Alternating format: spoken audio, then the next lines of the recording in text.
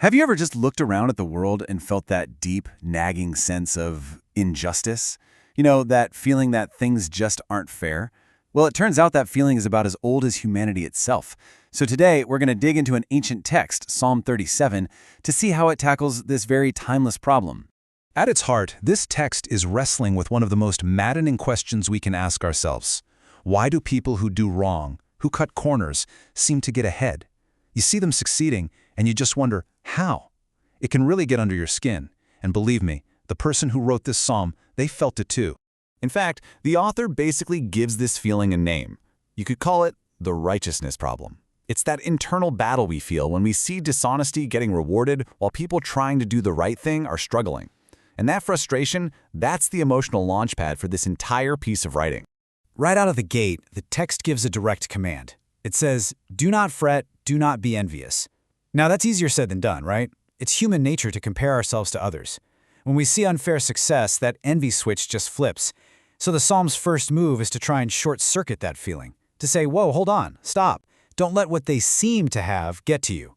It's a tough piece of advice, but it sets the stage for everything that follows. So if you're not supposed to fret, what are you supposed to do? Well, this is where the Psalm's core argument kicks in. It lays out this powerful idea that there are really only two ways to live your life, two paths, and each one leads to a totally different destination. And here they are side by side. It's a tale of two paths. Now let's be clear about the terms. When the text says wicked, it's not talking about some mustache-twirling villain. It's describing a way of life driven by selfish schemes and dishonesty. And righteous? That just means people who operate from a place of trust and integrity. So you've got one path, the way of the wicked, that might get you some temporary success, but it's destined to just vanish. And then you have the other path, the way of the righteous, that leads to something lasting, something the text calls an inheritance, a secure, enduring legacy. Let's break each one down. First up, the text paints this vivid picture of what it calls the way of the wicked.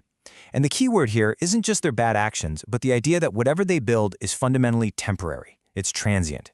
And according to the psalm, this isn't some vague, abstract evil. No, it's talking about very specific, destructive behaviors, plotting against good people, being dishonest with money, even threatening violence. This is the stuff the author is saying, hey, don't be jealous of this. Now, to explain what happens to them, the author uses this absolutely brilliant metaphor from nature. They're compared to the flowers of the field. And you can just picture it, right? Wild flowers covering a hill, vibrant, beautiful, maybe even glorious for a moment. But what happens next? They go up in smoke, just like that. Their success, no matter how impressive it looks, is destined to completely disappear. It gets consumed and it's gone, as if it was never even there in the first place.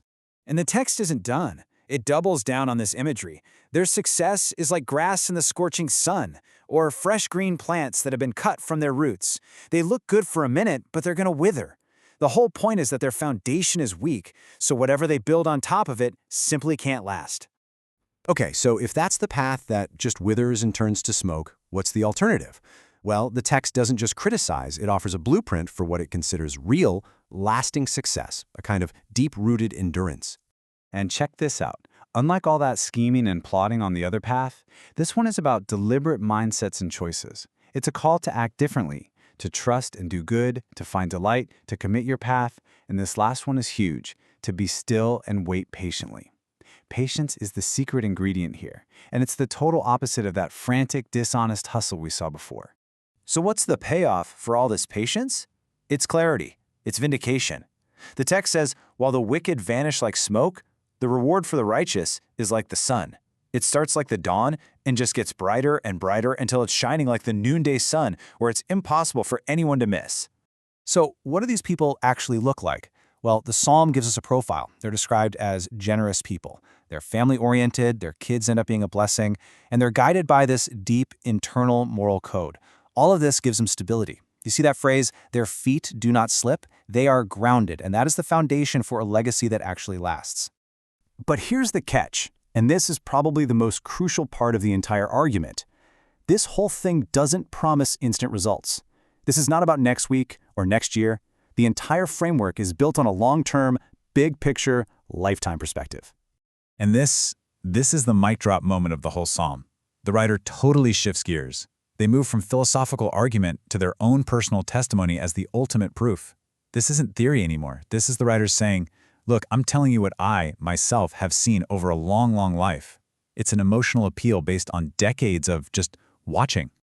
So after that entire lifetime of observation, of seeing how things really play out in the long run, how many times did the authors see this principle fail? 0, an absolute statement, not once. It's presented as an undeniable fact based on lived experience. And this brings us right back to the central promise, the phrase that's repeated all through the text. Those who hope will inherit the land. In this context, that's a metaphor for endurance, for security, for having a lasting legacy that doesn't just wither away like grass or vanish like a puff of smoke.